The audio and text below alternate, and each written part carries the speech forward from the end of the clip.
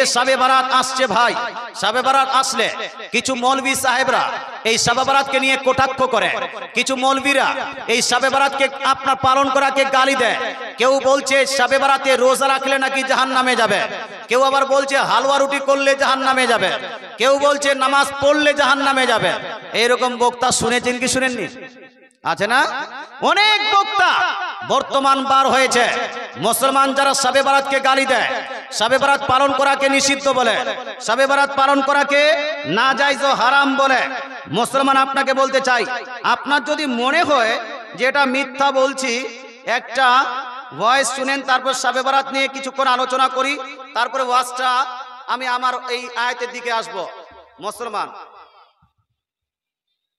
আমি মুমতাজুল ইসলাম আপনাকে চ্যালেঞ্জ করে বললাম, 15 শাবানে যারা রোজা রাখবে এইটা জানুনি তাদের জাহান্নাম।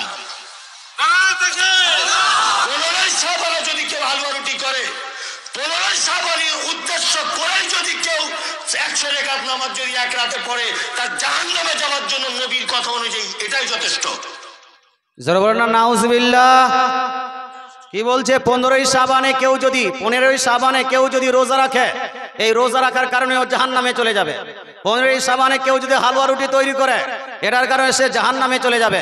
15ই শাবানে কেউ যদি নামাজ পড়ে 100 রাকাত নামাজ পড়ে, এটার কারণে কে যাবে? জাহান্নামে যাবে। আচ্ছা বলেন তো, এই জাহান্নামী বলার কারণে কি কেউ জাহান্নামী হবে? হানা বলুন বাবা। এর বলার কারণে কি জাহান্নামী হবে? জাহান্নামী এর বলার কারণে তখন হতো যখন জাহান্নামটা এর বাপের হতো, এর 14 খানদান তৈরি করতো। মুসলমান এরা নিজেই আপনার ওটার যারা জাগিরদারি হতো, কিন্তু এর বাপও তৈরি করেনি, এর খানদানও তৈরি করেনি, এর সঙ্গে জাহান্নামের কোনো সম্পর্কও নাই। শুধু সম্পর্ক আছে জাহান্নামে যাবার, জাহান্নামে যাবার। মুসলমান আপনাকে বলতে চাই, কারো কথার কারণে কেউ জাহান্নামে যাবে না।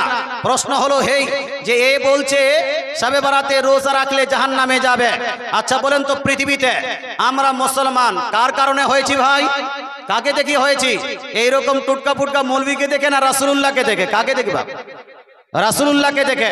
মুসলমান ইসলাম পেয়েছি রাসূলের কাছ থেকে, হ্যাঁ, কোরআন পেয়েছি রাসূলের কাছ থেকে, আহকাম পেয়েছি রাসূলের কাছ থেকে, নির্দেশ পেয়েছি রাসূলের কাছ থেকে, আল্লাহর পরিচয় পেয়েছি রাসূলের কাছ থেকে, ইসলামকে চিনেছি রাসূলের কাছ থেকে, এই আপনার জান্নাত এবং দোজখকে চিনেছি কোথায়?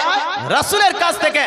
রাসূলুল্লাহ সাল্লাল্লাহু তাআলা সাল্লাম কোন হাদিস শরীফে এই কথা বলেননি যে আমার উম্মত উম্মতিরা তোমরা যদি শবে বারাতে রোজা রাখো বা শাবান মাসের 15 তারিখে রোজা রাখো তোমরা জাহান্নামে যাবে। বরং উল্টাটা নবী বলেছেন। জোরে বলে সুবহানাল্লাহ। আরে জোরে সুবহানাল্লাহ। মানে জিন্দাই আছেন, ঘুমটাও অর্ধেক মওত বলা হয়েছে, জিন্দায় আছেন, জিন্দায় থাকুন। মুসলমান আপনাকে বলতে চাই, আমার রাসূলুল্লাহ কোথায় বলেছেন? একটি হাদিস শোনাই। সুনান ইবনে মাজাহ সিহাহ সিত্তার অন্যতম হাদিসের কিতাব সুনান ইবনে মাজাহ জিল নাম্বার 1 হাদিস নাম্বার 1451 মধ্যে। কত নম্বর হাদিস? 1451 মধ্যে, 1451 মধ্যে রাসূলুল্লাহ সাল্লাল্লাহু তাআলা আলাইহি ওয়াসাল্লাম ইরশাদ করেন, ইদা কানাত লাইলাতুন নিসফি মিন শাবান ফাকুমু লাইলাহা ওয়া সুমু ইয়াওমাহা। দয়ার নবী নবী বলছেন, যখন ইদা কানাত লাইলাতুন নিসফি মিন শাবান, যেই মাসটা আরবিকে আমরা অতিবাহিত করছি, এই মাসটার নাম কি ভাই? কোন মাস অতিবাহিত করছেন? শাবান মাস অতিবাহিত করছেন। এরপরে কোন মাস? জোরে বলুন। রমজান। তারপরে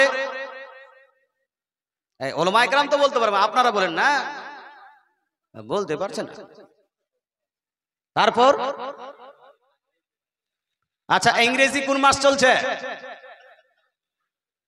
হ্যাঁ, তারপর ফেব্রুয়ারি পর কি? তারপর তারপর তারপর আটকাবের নামে জানি জানুয়ারি, ফেব্রুয়ারি, মার্চ, এপ্রিল, মে, জুন, জুলাই, আপনি বলতে থাকবেন, নো প্রবলেম। কিন্তু অ্যারাবিকটা জানেন না, অথচ অ্যারাবিক মাসগুলো জানা প্রত্যেক মুসলমানের জন্য হলো জরুরি, জানতেই হবে। অ্যারাবিক মাসগুলো যদি না জানেন, কখন রমজান মাসের রোজা পালন করবেন, আর কখন কুরবানি করবেন, আর কখন হালুয়া রুটি করবেন, কখন আশুরা পালন করবেন, বুঝতে পারবেন ভাই? পারবেন? চাই দিন জানা এবং আরবিক মাসগুলো জানা, এটা আপনার প্রত্যেকের উপর জরুরি। কিন্তু আপনারা জানেন না। যাই হোক ভাই, এই আরবিক মাসটা চলছে, এটাকে বলা হয় শাবান মাস। আর শবে বরাত পালন করি কখন? শাবান মাসের মধ্য, অর্থাৎ অর্ধেক শাবান মাসে গিয়ে 15 তারিখের রাত্রিতে জাগরণ করে আমরা ইবাদত করি, আর দিনে আমরা রোজা পালন করি। আমার রাসূলুল্লাহ বলছেন, ইদা কানাত লাইলাতুন নিসফি মিন শাবান, যখন শাবান মাসের 15 তারিখের রাত আগমন করবে, যখন শাবান মাসের 15 তারিখের রাত আগমন করবে, ফাকুমু লাইলাহা, তো সেই রাতে তোমরা জাগরণ করে আল্লাহর ইবাদত করো। জোরে বলেন সুবহানাল্লাহ। ওয়াসুমু ইয়াওমাহা, আর শুধু রাত্রি জাগরণ করে ইবাদত করলে হবে না, বরং কি করতে হবে? ওয়াসুমু ইয়াওমাহা, আর দিনে তোমরা রোজা পালন করো। সুবহানাল্লাহ।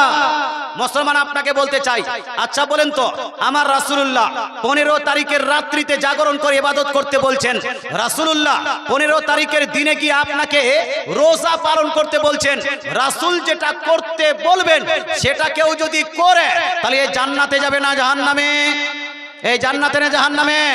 আচ্ছা, ওই কাজ করার কারণে কোন ব্যক্তি যদি জাহান্নামী বলে, ও নিজেই জান্নাতে যাবে না জাহান্নামে? ও যাবে জাহান্নামে, ওর গোটা খানদান যাবে জাহান্নামে। কিন্তু শাবান মাসের রোজা রাখার কারণে কাউকে জাহান্নামী বলা যাবে? যাবে।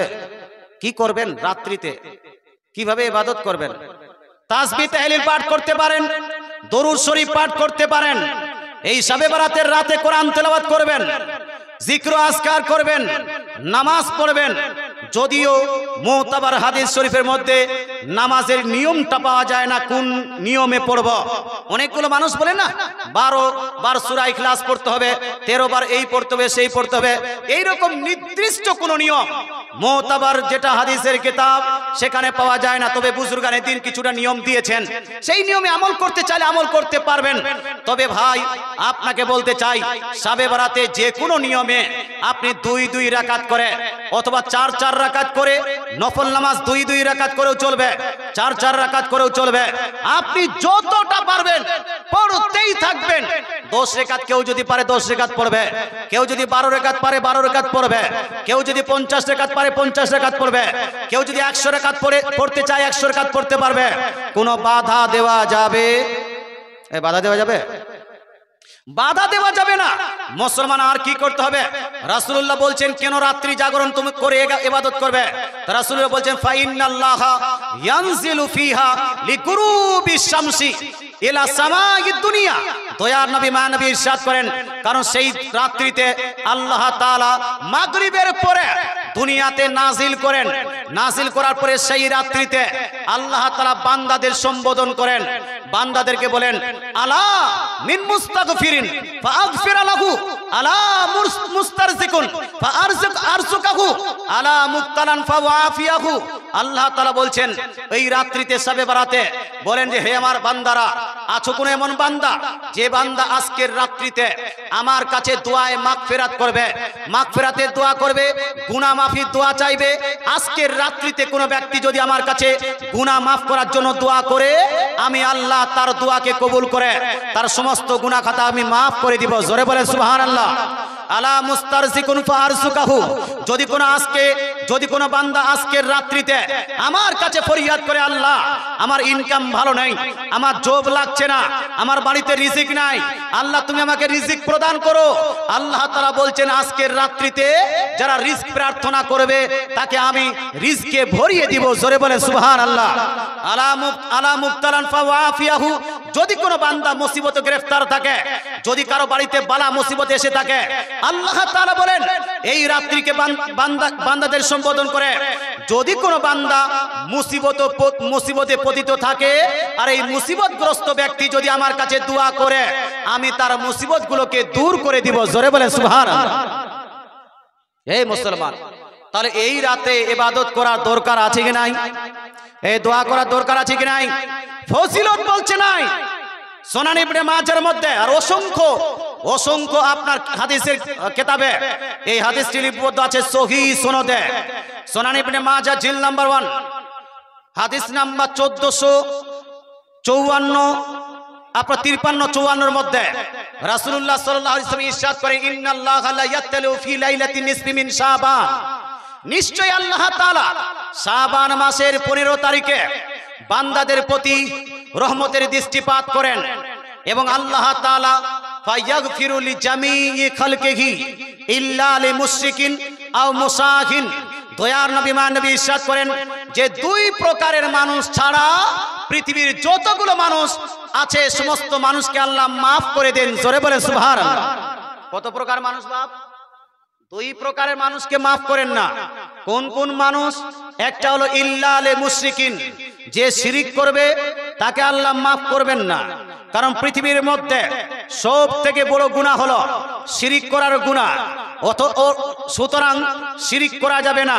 ওয়া মুসাহিন, আর মুসাহিন মানে হলো হিংসাকারী। ভাই ভাইয়ের মধ্যে হিংসা থাকে, বোন বোনের মধ্যে হিংসা থাকে, শিক্ষক শিক্ষকের মধ্যে হিংসা থাকে, ছাত্র ছাত্রের মধ্যে হিংসা থাকে, পাবলিক পাবলিকের মধ্যে হিংসা থাকে, যা যায়ের মধ্যে হিংসা থাকে। রাসূলুল্লাহ সাল্লাল্লাহু তাআলা আলাইহি ইরশাদ করেন যেই ব্যক্তিরা হিংসাকারী হবে, যার মধ্যে হিংসা থাকবে, শবে বরাতের এই ফজিলতের রাত্রিতেও আল্লাহ তাআলা তাকে মাফ করবেন না। জি, একটা জুব্বা পাগড়ির দাম কি নাম? হাজি আরশাদ আলী সাহেব, মাদ্রাসার শিক্ষক। মাশাআল্লাহ, হাজি আরশাদ আলী সাহেব মাদ্রাসার শিক্ষক। তিনি বলছে হুজুর আমি একজন ছেলের জুব্বা পাগড়ির দাম দিয়ে দিলাম 1100 টাকা। একটু জোরে নারা লাগা যাবে বাপ? নারাই তাকবীর। সব কোকড়া হয়ে গেছে ঠান্ডা। নারাই তাকবীর, নারাই রিসালাত, নারাই রিসালাত। 1100 টাকার দাতা হাজি আরশাদ আলী সাহেব। মাশাআল্লাহ। ছাত্র কয়টা বাপ? 3টে আছে না? তো একটা তো হলো, একটাতে হয়ে যাবে। 3টে যখন আছে আর 2টা আসেন না ভাই? আসেন তো। এতগুলো মানুষ আছেন, কেউ আপনার যে আমি হাজি সাহেব একটা দিয়েছে, আমি একটা দিব, কেউ আছেন এখানে এতগুলো মানুষের মধ্যে? মুসলমান, এই পাগড়ি খুব ফজিলতের জিনিস বা হয়তো আপনি পাগড়ি পাননি, পাগড়ির জন্য আপনি দাম দিয়ে দিলেন, মর্যাদা দিয়ে দিলেন পাগড়িকে, এটার জন্য কাল কিয়ামতের মাঠে উত্তপ্ত ময়দানে কঠিন আসবে দিনে আপনি নেকি পাবেন। বা এটার জন্য হয়তো রাসূলুল্লাহ সুন্নতকে বহাল করার জন্য আপনি রাসূলুল্লাহ সুপারিশ পাবেন। তাই যদি কেউ পারেন 1100 টাকা দেওয়ার মতো ক্ষমতা কারো যদি থাকে অবশ্যই অবশ্যই দিয়ে যান। মুসলমান, একবার দরুদ শরীফ আল্লাহুম্মা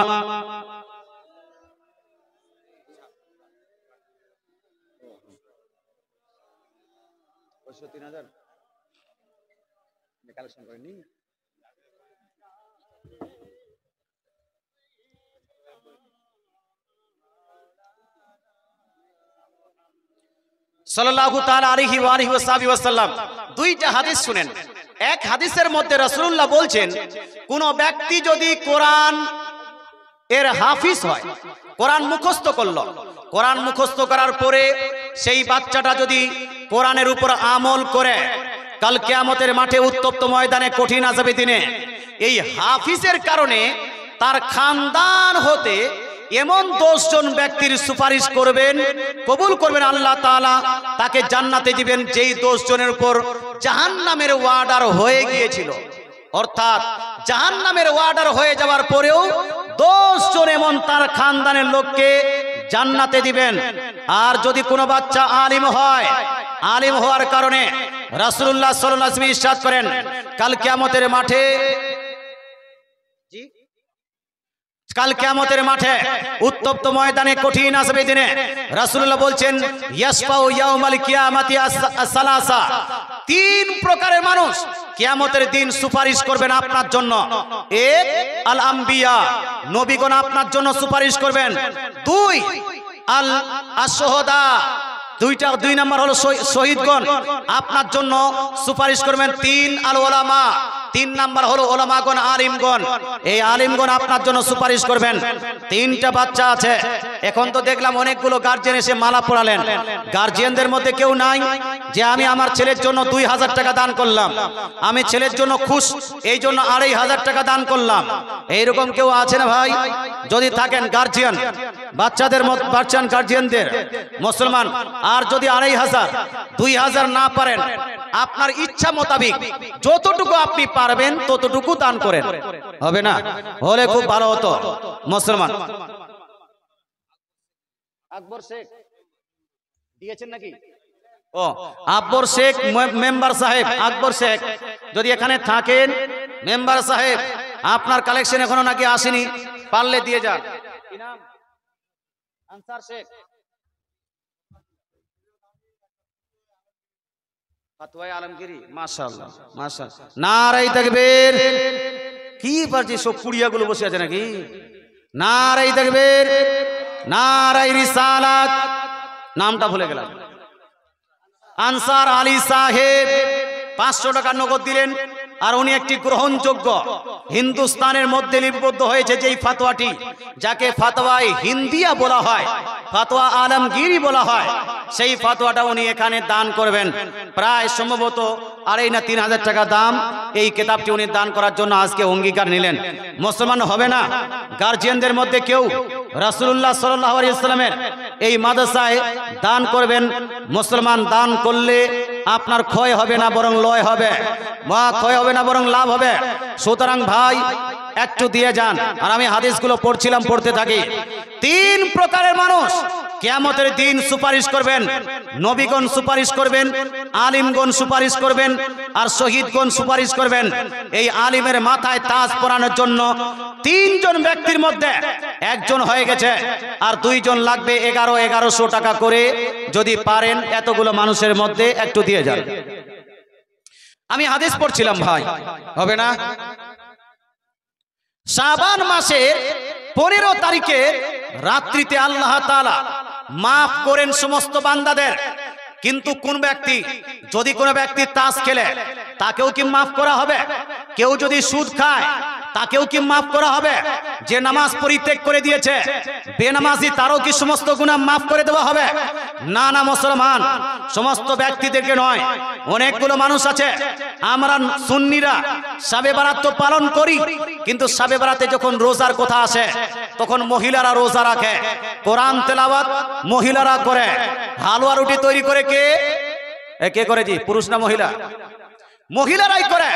রোজাও রাখলো মহিলা, হালুয়া রুটি তৈরি করলো মহিলা, রাত্রি জাগরণ করে নামাজ পড়লো মহিলা।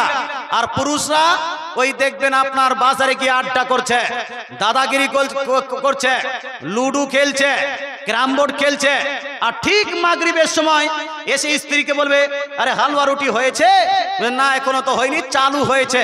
হ্যাঁ, মন্টুর বহুর হালুয়া রুটি হয়ে গেল, তোমার হলো না কেন? ঝন্টুর বউ যেন হালুয়া রুটি হয়েছে, তোমার হলো না কেন? মুসলমান তারপরে চললো তার উপর ধিরিম ধারাম। মুসলমান তারপরে রাগ কন্ট্রোল না করতে পেরে আর ধার ধার করে 3 তালাকও দিয়ে বসে রেখে। হ্যাঁ ও ভাই, আপনাকে বলতে চাই, গোটা দিন দাদাগিরি যখন করছিলেন বাজারে তখন লজ্জা লাগলো না? ক্যারাম বোর্ড খেলছিলেন তখন লজ্জা লাগলো না? একজন মুসলমানের জন্য ক্যারাম বোর্ড খেলা চলে না, এটা নাজায়েজ এবং গুনাহের কাজ। একজন মুসলমানের জন্য লুডো খেলাটা চলবে না, এটা আপনার নাজায়েজ এবং গুনাহের কাজ। একজন মুসলমানের জন্য ফ্রি ফায়ার খেলা চলে না, পাবজি খেলা চলে না, রেমি গেমস খেলা চলে না। মুসলমান তারপরে তাস, মোবাইলে তাস, এটা চলবে না। ওপেনলি তাস, এটা চলবে না। ইভেন একজন মুসলমান ঘরের সন্তান এই আইপিএল এর ড্রিম 11ও খেলতে পারবে না। বুঝতে পারছেন না? ড্রিম 11 বুঝেন আপনারা? টাকা লাগিয়েছে আর খেলতে আছে। মুসলমান জিতে গেল 1 কোটি টাকা, আপনি বাম বাম হয়ে গেলেন। মুসলমান যতই আপনি চাপাচাপি করেন, এই খেলাটা আপনার জন্য নয়। যেমন লটারি কাটাটা আপনার জন্য নাজায়েজ এবং গুনাহের কাজ, তদ্রূপ ড্রিম 11 খেলাটাও হলো আপনার জন্য নাজায়েজ এবং গুনাহের কাজ। সুতরাং ওখানে খেলাধুলা না করে বাড়িতে নিজের স্ত্রীর হেল্প করুন, বাড়িতে নিজের স্ত্রীর সঙ্গে কাজ করুন। বাড়িতে স্ত্রী কাজ করছে, রান্না করছে, আপনি ছেলেদেরকে মেয়েদেরকে দেখুন, এটা আপনার জন্য লাভবান হবে। গোটা দিন আপনার স্ত্রী রোজা রেখেছে, ওই স্ত্রীর উপর আপনারা কোন রকম গালিগালাজ করবেন না। এইদিকে কি হয় জানি না, মালদা তাজপুরে, তবে আমাদের এলাকায় মহিলারাই রোজাটা বেশি রাখে। হ্যাঁ, নাসির নাসির বাবু আমার দিয়েছেন 500 টাকা। নারাই তাকবীর, নারাই রিসালাত, নারাই রিসালাত। সম্মানিত মুসলিম সমাজ, শবে বরাত নিয়ে আলোচনা করছিলাম। এবার আসুন, শবে বরাতে আরেকটা কাজ আমাদের দেশে হয়, সেটা হলো কবর জিয়ারত। এইদিকে করে কবর জিয়ারত। শবে বরাত অর্থাৎ বারাতের রাত্রিতে আপনি কবরস্থানে যাবেন। যেই বাপ মারা আপনার ইন্তেকাল করেছে, দাদা দাদি ইন্তেকাল করেছে, তাদের কবরে জিয়ারত করবেন। মুসলমান আজকে আশেপাশে কিছু লোক আছে কবর জিয়ারতকে পছন্দ করে না, মাজার জিয়ারতকে পছন্দ করে না। বাপ মারা গেছে, লা আপনাকে বলছে খোঁচে মাটি দিয়ে আসছে, এর জন্য দোয়াটা পর্যন্ত করতে চায় না, ইসালে সওয়াব করতে চায় না, কোরআন খানিকে বিদআত করে দিয়েছে। কিন্তু আমার নবী, আপনার নবীর হাদিস শুনুন। এই হাদিস লিপিবদ্ধ আছে সুনান ইবনে মাজাহ জিল নাম্বার 1 হাদিস নাম্বার 1452 এর মধ্যে। সেম হাদিস কান লিপিবদ্ধ আছে সুনান তিরমিজি জিল নাম্বার 1 হাদিস নাম্বার 744 এর মধ্যে। 744 এর মধ্যে হাদিসটি হলো এইভাবে, রাসূলুল্লাহ সাল্লাল্লাহু তাআলা আলাইহি ওয়াসাল্লামের প্রিয়তমা স্ত্রী আম্মা জান আয়েশা সিদ্দিকা রাদিয়াল্লাহু তাআলা আনহা বলছেন, ফাকাতু রাসূলুল্লাহ সাল্লাল্লাহু তাআলা আলাইহি ওয়াসাল্লাম, আমি দেখলাম এক রাতে রাসূলুল্লাহ আমার বিছানায় নেই, তো আমি রাসূলুল্লাহকে খুঁজতে বের হলাম। এই কি ব্যাপার, ওই মেম্বার সাহেব কে? এই মাশাআল্লাহ, আব্দুল কাদের জিলানীর বাবা। মাশাআল্লাহ, সুবহানাল্লাহ। কত? 1000 আর পারলে দিন না।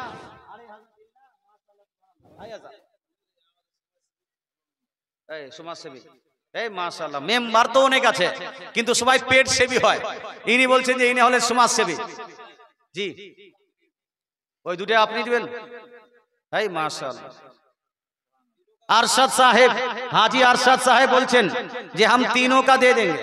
মাশাআল্লাহ, সুবহানাল্লাহ। কালেকশন করার প্রয়োজন নাই। হাজি সাহেব বলছেন যে আমি দিয়ে দিব, ওই বাচ্চাটাকে দিব, এই বাচ্চাটাকে দিব, এই বাচ্চাকে দিব।